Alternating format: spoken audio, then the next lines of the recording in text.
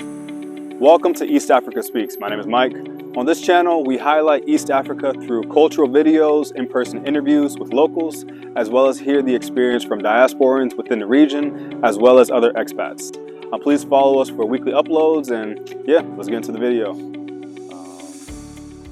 Now, one thing I want to get into also a little bit is, you went to an international high school here in Tanzania, which,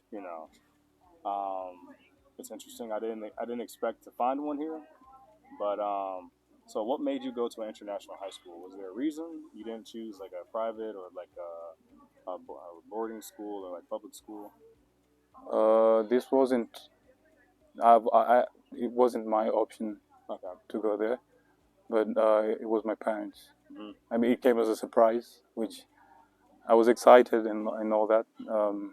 Their parents, they want the best for you. So yeah, it's all about wanting the best for the kids. They want to see them successful.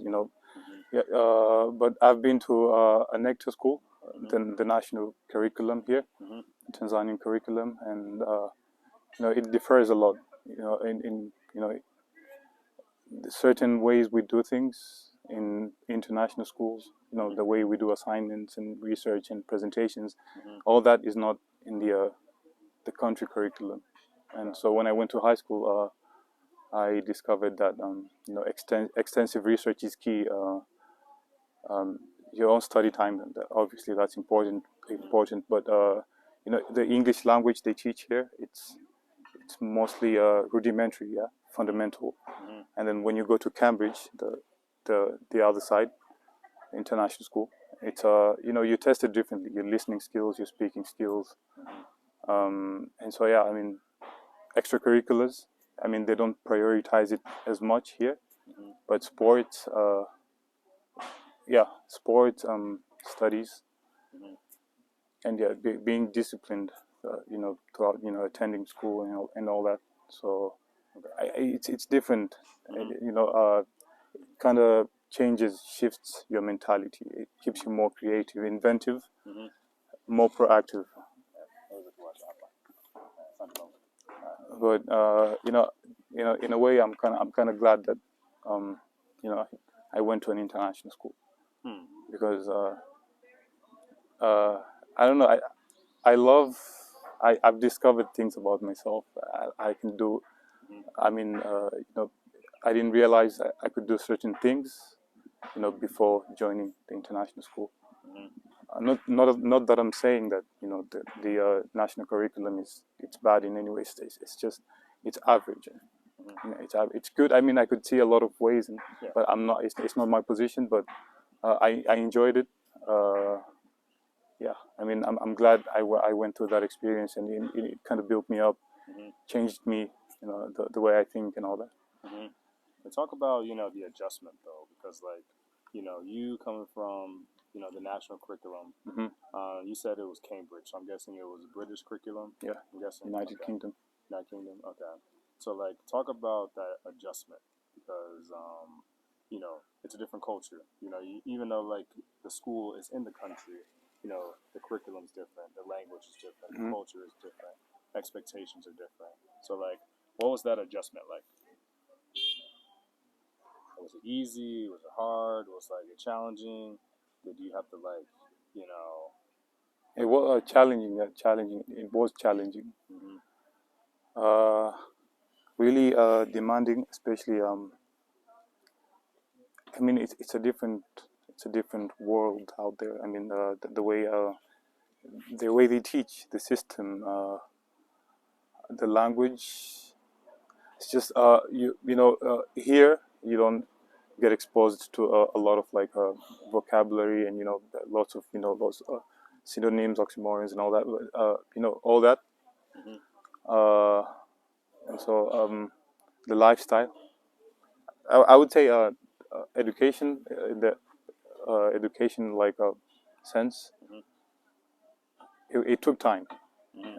It was slow. It took me a couple of years, but I left high school. I worked that out by myself, and I gave it my all. But then it's the way I had to adjust socially. I wasn't very social.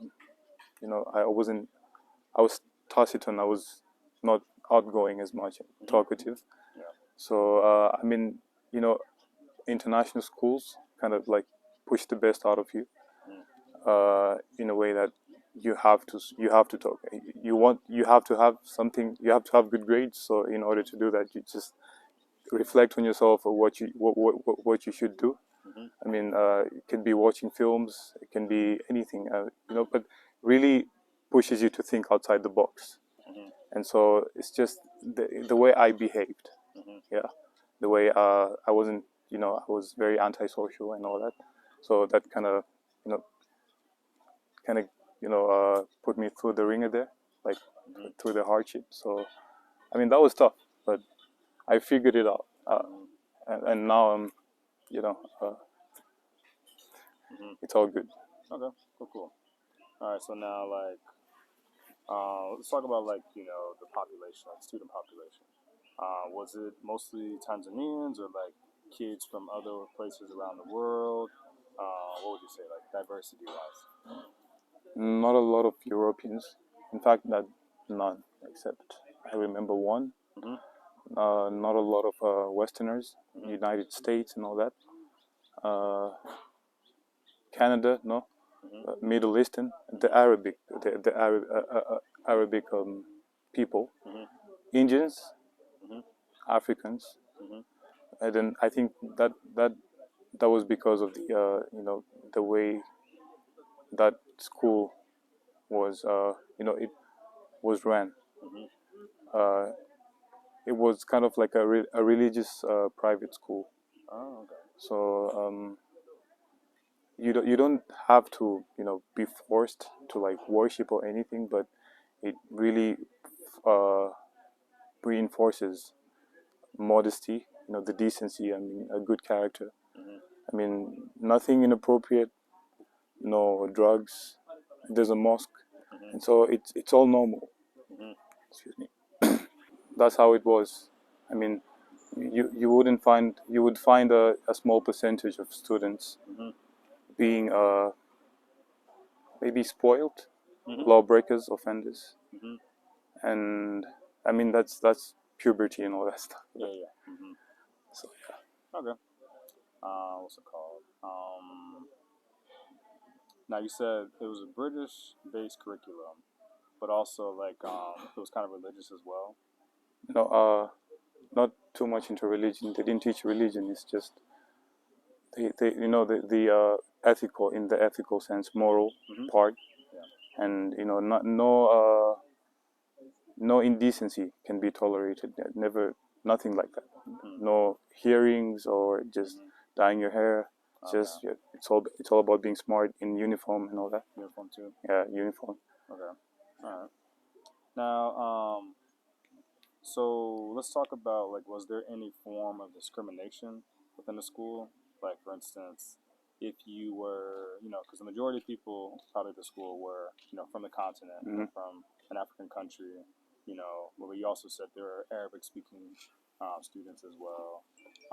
You say maybe there was one kid from maybe Europe or like Australia or like the U.S. But like, would you say was there any form of discrimination, whether it be, yeah, what would you say? I don't recall any of that. Okay. I saw groups, but I never saw any discrimination, racism, and so yeah, it was it was quite a healthy environment, to study. Yeah. Okay. And as far as staff too, like the teachers, faculty, were they all Tanzanian, or was it like you had teachers who were from abroad or from different countries? We had teachers from different countries: Kenya, Indians, Tanzanians, and Australians. Yeah, but yeah, that's it. Okay. And then like during passing period, like like when you're going in between classes, were kids like speaking multiple languages? Was it mostly Swahili? Was it like, were you allowed to speak your other language inside the school, or like did you only have to speak English? You had to speak English, Okay. but then when the teacher is there, Okay. but I mean, the Tanzanian students, the African students, Mhm. they speak more Swahili Okay. than English. But when it comes to changing that, for just before presentations, it's just you had to do that, Mhm. and they were good at it. So they were good at switching, Mhm. but then it wasn't an endorsed habit. Mhm. So yeah, Okay. so people spoke their mother tongues, but yeah, just again, within themselves, within the groups. Mhm. If it was Indians, but Swahili, English, that's the way another student would communicate to, say, a person from here. Mhm. So that if it doesn't make sense because English, at the end of the day, we need to learn English. Mhm. It's the default. So Swahili was the other, language that could have, make things easier. Make things make sense. Okay. And what did you like most about going to international school? But also, and was there anything that you disliked? Nothing, but as I mentioned before, I had a great, strong liking in like sports. Mhm. So there wasn't basketball at my school at that time, Mhm. and so there was cricket and all these other fancy sports, and which you don't see that in country Mhm. the country schools Mhm. here.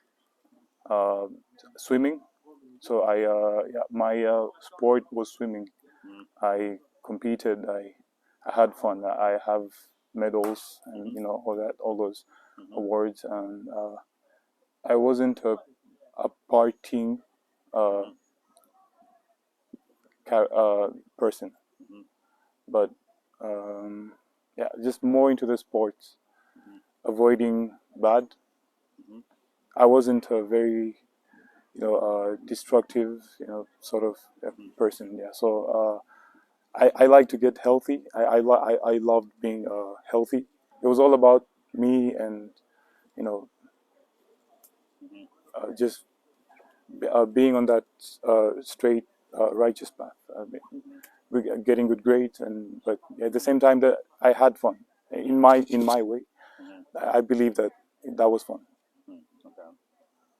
Now, talking also about the benefit of going to an international school here in Tanzania, because there has to be, I'm sure there's a reason whether it is make it easier to transition if you plan to go abroad for school, or like, maybe there's the academia. You won't get the same type of education if you were to go to a private school here. So, talk about some of the benefits. Like, let's say a kid is watching. Why should someone go to an international school? So, like, meaning like, what are the benefits? Is it for college? You get a lot of benefit. Is it to culturally understand English? Not only curriculum wise, but also like speaking and stuff like that. Is it to make it easier to get access to colleges abroad? Because some people they want to go, Canada, Europe, Australia, U.S.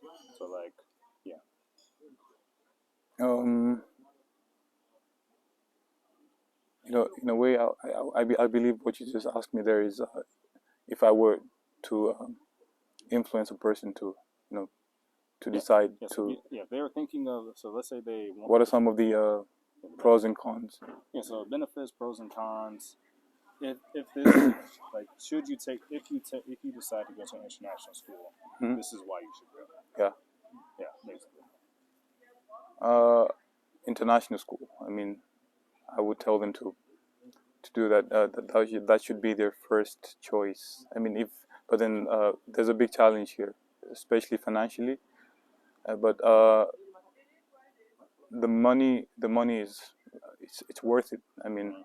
like I said before, I discovered things that I didn't think I was able to do it pushed me to straight to go out of the box. I mean, just it elevated me in many ways than one, and it's just it's different from it's just it's good. It's all good, but I would say most of the kids here would want to do that, to go there, and the life they live here, and the schools, the way they're being taught. Maybe they see themselves. Most of them have talents. I believe everyone has a natural ability. They weren't just born with. I mean, everyone has the thing, but in order for that thing to be to gain recognition, it has to be through that path. But then the challenge there is mostly financially, and I don't have to convince anyone, but it's there. I mean, I would say I think most people would prefer that choice, international school, than public school. Yeah, because they know they would get the best out of it, and they have their own reasons. Yeah. Okay. All right. And outside, okay, so this last question I'll ask you is basically just about, you know, based on your life experience, what advice would you give someone about life? About life. Just life.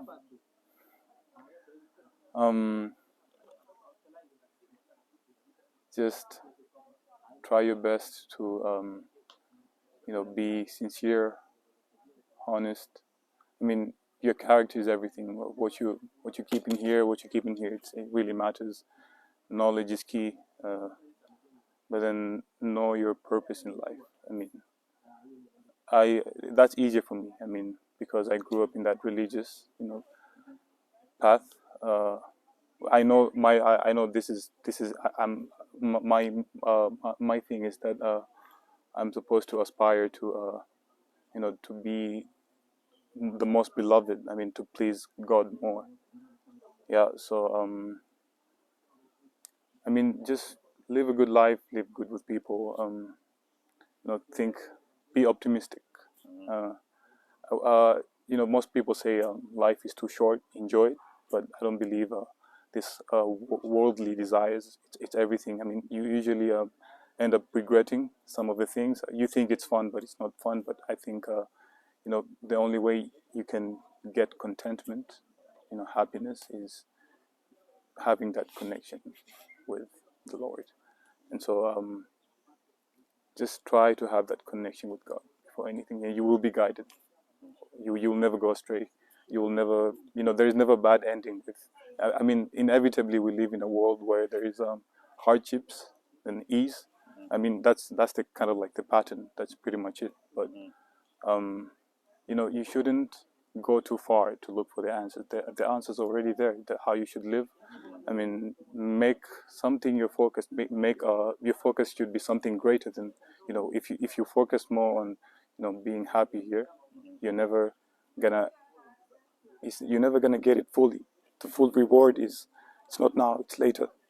And so just but for the people who are say non-believers, because there's different sectors, just try and live good with people, and that just do more good. I mean, do more good, gain knowledge, and you have your parents, cherish people, especially your beloved ones.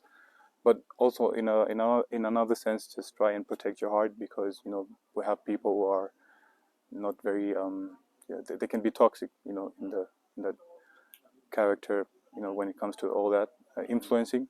So choose your friends wisely, and just surround yourself with good positivity, and good will come to you. It's another way of being the magnet to good blessings in general. And so I don't. Yeah, that's it. It's all about having that good heart, not wealth. I mean, I think true wealth lies in the soul.